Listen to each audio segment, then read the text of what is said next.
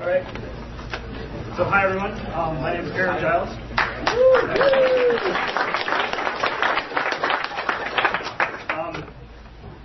Does anybody know what MAME is? No, what's that? Okay. So it's what we do to people who don't know. Ken asked me to come and talk because he recognized that this project's been going on for a long time, and there are some people on the project who just don't stop working on it, and I'm one of them. And so kind of wanted to know why and what makes us tick. So I put together a little something. We'll see how it goes. I've never done this kind of thing before. So where I work, if your presentation looks fancy and has animations, then you're not an engineer. But I'm an engineer, so my presentation will look like that. It's a point of pride. So, just in case somebody didn't know what MAME was, this emulator thing that we work on. So really the thing is, the goal of MAME at the highest level, what it does is it takes arcade hardware and writes computer software that behaves the same way. The idea is that you use the original media, the original ROMs and disks and various other media that are used to contain programs and graphics and sound, and you read those in this computer program and simulate all the chips, all the behaviors, all the internals of what was going on in that arcade cabinet. And one thing that's important to know about MAME is that it's developer-focused. That is, it's not very user-friendly. I mean, it's got menus, but they're not like nice menus. It doesn't really like to use the mouse. It's keyboardy. A lot of the complaints that I hear about MAME is it's hard to use. I don't understand how to do it, and it's kind of intentionally that way. In part because our goal is really to make it easy to understand how the hardware works, and I'll talk about that in a little bit more. There's really two projects in MAME. There's one which is figure out how all this hardware works.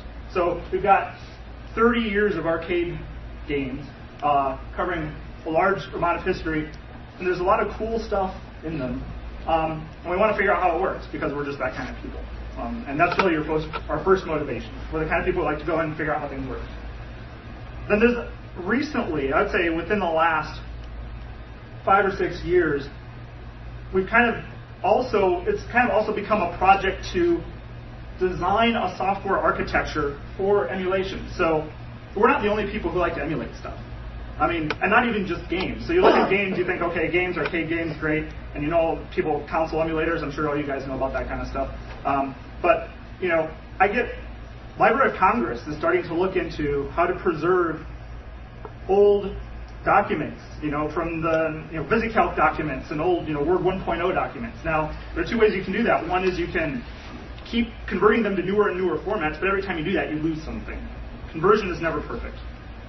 The alternative is you run an emulator and you load the original document into the original program running on the emulator. And if you do your emulator right, in theory, you haven't lost anything. You still have the original in its original form.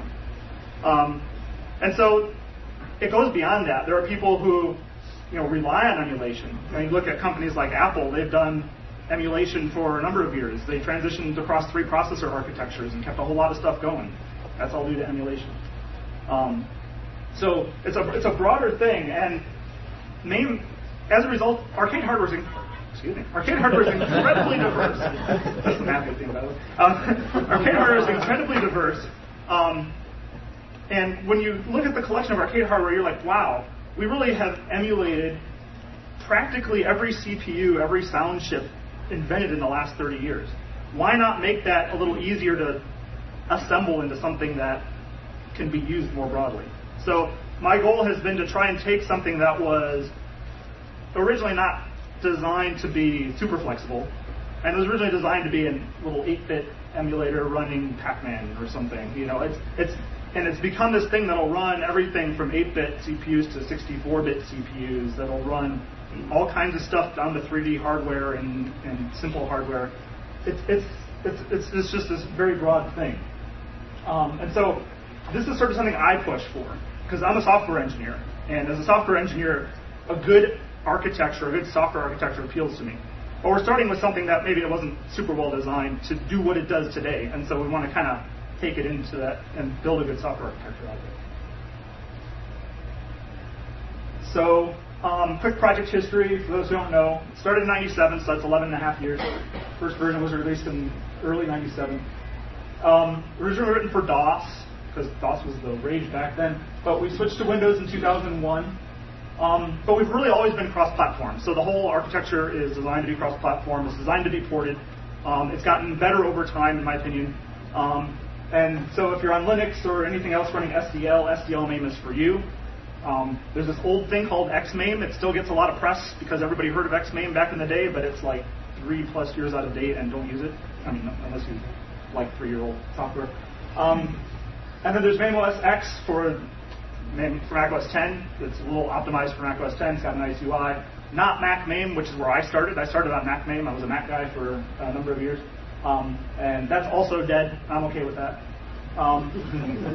There's been over 100 contributors. So this project is huge. It's grown way out of control. There's hundreds of people who have contributed to it in terms of reverse engineering, in terms of providing knowledge about how these games work, in terms of providing access to games that we've never even heard of before. So there's just a lot of great people who have worked on this. So, I'm currently coordinating the project, but I'm by no means like the guy. So there's lots of other guys out there who deserve, praise or for what they've done there. And our source code has been available from the beginning. And I don't say we're open source because we're not open source, but we're source code available. And for those who want to know the distinction about that, we can talk about that later. So I really want to talk about why is MAME important. This is why it's important to me. And the way I look at MAME is to arcade games as the Library of Congress is to books. Now that may be overstating it a bit, but that's how I like to look at it in my idealized world. So really the thing is, you could say it's really up to the game publishers to ensure that their stuff lives on. But do you really want to leave it up to a bunch of companies that most of them are dead, and they're not very good at keeping archives, and they're not really objective about what is worth keeping and what's not worth keeping? The Library of Congress kind of serves that role when you look at it. They keep a whole bunch of stuff. They have people who are experts and understand that, and they don't really care what the book publishers want them to keep. They keep what they feel is important, culturally important. So I worked at a game company that actually had good archives, and I still couldn't get stuff out of the archives 10 years after we put it in there. It was nearly impossible. So from my personal experience, I do not believe that game companies as a whole are very good at keeping their own archives. In fact, if you look at almost any emulator that's commercially sent today, if you really kind of dig into it and poke into it a little bit, you'll often find README files that are shipped with ROMs that people have dumped for emulation in MAME, because it's a lot easier for them to go out and get the stuff there than to try and find it in their own archives. And I get at least a couple of calls a year from some guy whose task is to emulate some old game saying, how did this really work? Because even though the companies have indirectly licensed with those guys and talked to them, they didn't actually get real information about how these things work. And so by all the evidence I see, I think it's really important for somebody else to be doing this work.